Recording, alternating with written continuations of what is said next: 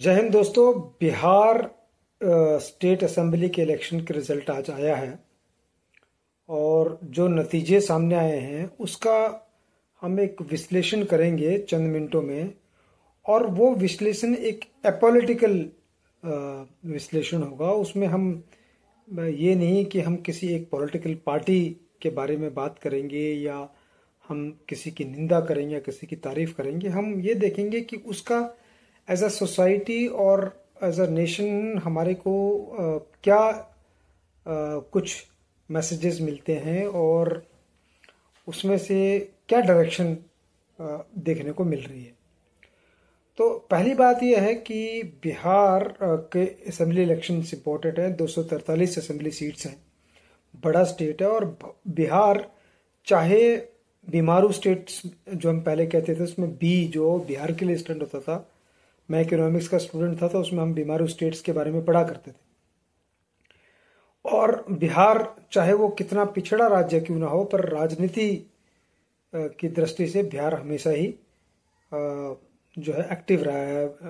बड़े बड़े लीडर्स लाल बहादुर शास्त्री से लेके और उसके बाद काफ़ी बड़े लीडर्स वहाँ से आए हैं और पॉलिटिकली लोग वहाँ के बड़े एक्टिव हैं, चाहे उनकी इकोनॉमिकल फाइनेंशियल कंडीशंस कैसी भी हो। तो सबसे पहली बात जो इस इलेक्शन से जो एक लेसन हमें मिलता है कि लोग स्टेबिलिटी, डेवलपमेंट और गवर्नेंस को वैल्यू दे रहे हैं। क्या मैं मतलब ये कह रहा हूँ कि गवर्नेंस बहुत आला दर्जे की रही है या बिल्कुल एक्सेप्शनल रही है? नहीं, मैं ये नहीं कह रहा हूँ। मैं ये कह रहा हूँ कि अगर लोगों को ये महसूस होता है कि गवर्नेंस में स्टेडली धीरे धीरे इम्प्रूवमेंट हो रही है और एक जो उसका बार है वो इम्प्रूव हो रहा है, पहले से फर्क नज़र आ रहा है, तो लोग उसको वैल्यू कर रहे हैं। लोग स्टेबिलिटी को वैल्यू कर रहे हैं। आप देखिए कि ये चौथी पांचवी बार सेम अलायंस पावर में आ रहा है। तो जो बिहार के लोग हैं वो इस बात को समझ रहे हैं कि जो स्टेबिलिटी है उससे उनको, उनकी स्टेट को, उनके जो प्रोग्रेसिव एक ट्रैक बिहार में है वो कितना क्रेडिबल है और कितना प्रॉमिसिंग नज़र आ रहा है। तो ये एक पहली चीज़ है कि स्टेबिलिटी, डेवलपमेंट और गुड गवर्नेंस की वैल्यू हो रही है। दूसरी बात ये हो रही है कि दोनों ही अलायंसेस, जो मेन अलायंसेस थे जिनके बीच में ये था कि इनका काफ़ी कांटे की टक्कर होगी, वो तो हुई नहीं, बट दोनों ने एक चीज़ पे जोर दिया था, एम्प्लॉयमेंट के ऊपर और यूथ माइग्रेशन के ऊपर। बिहार के काफ़ी संख्या में लोग जो है वो बाकी स्टेट्स में आप जाएंगे तो आपको बिहार के लोग हर स्टेट में मिल जाएंगे। बहुत मेहनती लोग हैं, बहुत जो है हार्ड वर्क करते हैं। कितने जो ग्राउंड लेवल के काम होते हैं वो बिहार के लोग करते हैं जो शायद कोई और नहीं करते हैं। कितनी दूर दूर जाके यहाँ के यूथ, यहाँ के लोग, औरतें काम करती हैं, तब अपना घर चलाती हैं। आज भी शायद अगर हम बोलेंगे इकोनॉमी स्टेट तो बिहार उसमें है। तो दोनों अलायंसेस का एक मुद्दा था ये कि जो यूथ में अनएम्प्लॉयमेंट है उसके ऊपर हम थोड़ा फोकस करेंगे, माइग्रेशन के ऊपर फोकस करेंगे। कुछ हम ऐसी स्कीम्स लेके आएंगे जिसमें कि जो यूथ की जो माइग्रेशन है उसको एड्रेस किया जा सके। तो बियॉन्ड आइडेंटिटी पॉलिटिक्स, इसमें जो है जो इकोनॉमिक डिग्निटी और अपॉर्चुनिटी की एक विंडो जो दिखाई अलायंसेस ने, लोगों ने उस चीज़ को महसूस किया। और हाँ, ये है कि फिर उसके बेसिस के ऊपर इस पर्टिकुलर मुद्दे को लेकर जो है लोगों ने, जिनसे उनकी उम्मीद ज़्यादा थी उनकी तरफ शायद लोगों का झुकाव ज़्यादा रहा। पर ये एक इशू बेस्ड मुद्दा था जो कि अच्छी बात है। अगर इशू बेस्ड पॉलिटिक्स होती है तो अच्छी बात है, जो कि उभर कर सामने आया। यह है दूसरी पॉइंट। तीसरी चीज आप देखेंगे कि जिस हिसाब से जो इलेक्शंस हुए हैं बिहार में, उसमें पहली बार शायद ऐसा नजर आ रहा है कि जो कास्ट बेस्ड या जो रिलीजन बेस्ड पॉलिटिक्स है, काफी हद तक पब्लिक ने उसको नकारा है। नहीं तो कल तक भी जो जितने जो हमारे राजनीतिक पंडित हैं, गुरु हैं, जो विश्लेषण कर रहे थे, वो कह रहे थे कि बिहार का जो वोट है वो 90-95% जाति बेस्ड वोट है, और उसमें अच्छाई बुराई नहीं देखी जाती, उसमें जात देखी जाती है, जात के बेसिस के ऊपर वोट किया जाता है।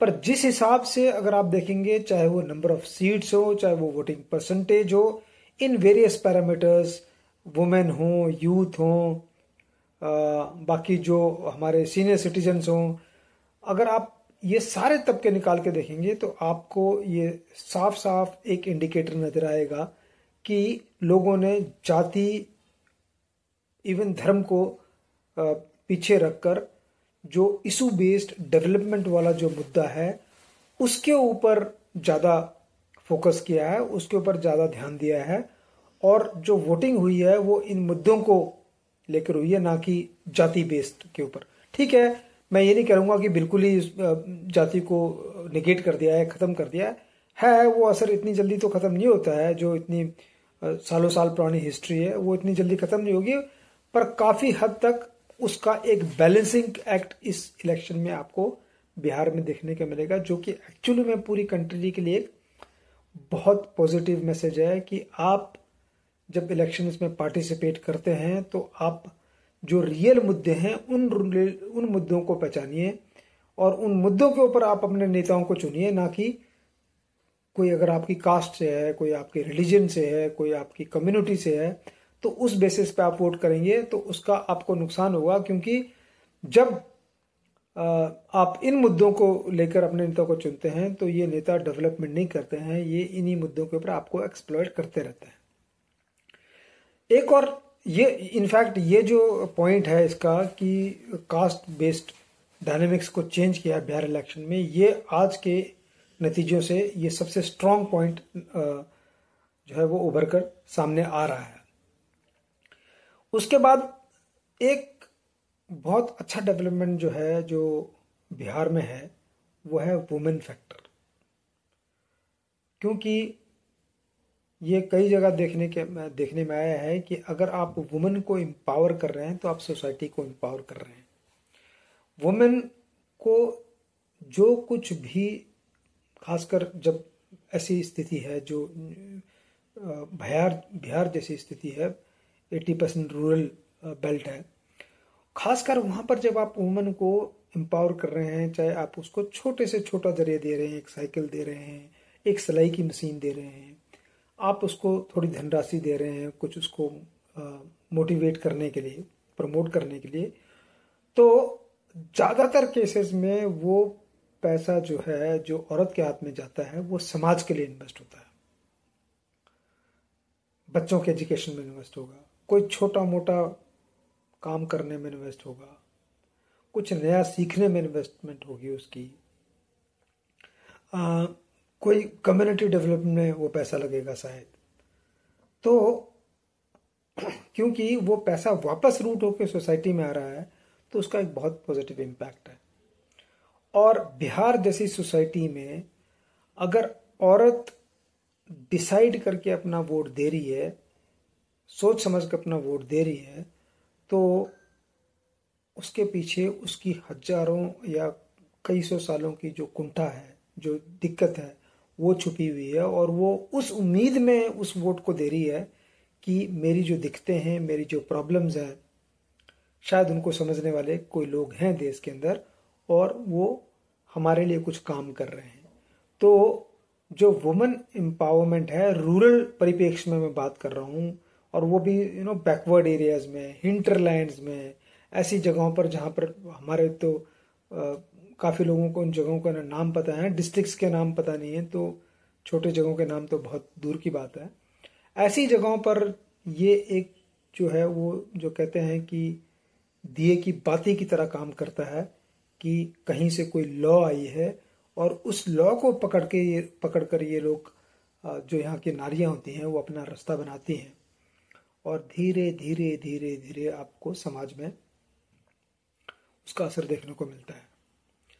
तो जैसा कि मैंने आपको बताया, और इसमें एक इम्पॉर्टेंट बात ये भी है कि देखिए, साफ सी बात है कि भारत में पहले एंटी इनकम्बेंसी, और जो कि होता भी था कि जो प्रशासन में है उन्होंने 5 साल में कुछ नहीं किया, टाइम पास किया है, उनको हटाओ, दूसरों को लाओ।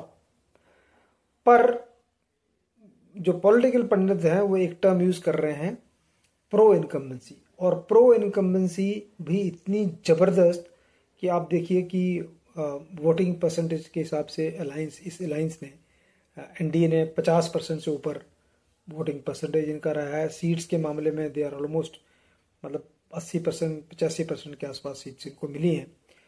तो इसका जो लेसन है वो पब्लिक के लिए भी है कि आपको भी एक जाति धर्म से ऊपर उठकर आपको भी एक असेसमेंट करना है कि कौन से नेता आपके लिए फ्यूचर में सही काम कर सकते हैं। मैं ये नहीं कहूँगा कि 100% आपकी उम्मीदों के हिसाब से वो काम कर सकते हैं, पर अगर उसमें से वो 50-60% भी, क्योंकि इतना हमारी डेमोक्रेसी है, कॉम्प्लिकेटेड सोसाइटी है, इतना आसान नहीं होता है यहाँ पर काम करना, पर फिर भी अगर वो आपके लिए सही इंटेंशन से और मेहनत से अगर वो काम करने की इंटेंट रखते हैं तो उसकी वैल्यू की जाती है। बिहार ने ये मैसेज पूरे देश को दिया है और उससे आपको ही फायदा होगा, उससे आपको स्टेबिलिटी मिलेगी, आपको अच्छी गवर्नेंस मिलेगी, आपको अपनी बात कहने का मौका मिलेगा। और सबसे इम्पोर्टेंट बात है कि इंटरनेशनली भी इस तरीके से एक मैसेज जाता है कि इंडिया में एक स्टेबिलिटी है, इंडिया में डेमोक्रेसी है, इंडिया की गवर्नेंस इम्प्रूव कर रही है, अच्छी हो रही है पहले से। लोग देखते हैं नज़र गड़ा के, जितने फाइनेंशियल इंस्टीट्यूट्स हैं वो देखते हैं, बड़े बड़े जो एडवांस जो डेवलप्ड नेशंस के जो नेता हैं वो देखते हैं, उससे हमारी छवि अच्छी उभर कर सामने आती है, पॉजिटिव उभर कर सामने आती है। तो ये चीज़ें मायने रखती हैं, ये फर्क डालती हैं। और उम्मीद है कि बिहार जैसे स्टेट में आगे भी प्रोग्रेसिव हमको टाइम देखने को मिलेगा और अच्छा डेवलपमेंट देखने को मिलेगा। बिहार के लोगों के लिए और एमिनिटीज और फैसिलिटीज हमें देखने को मिलेगी। आपका बहुत बहुत आभार, धन्यवाद, जय हिंद।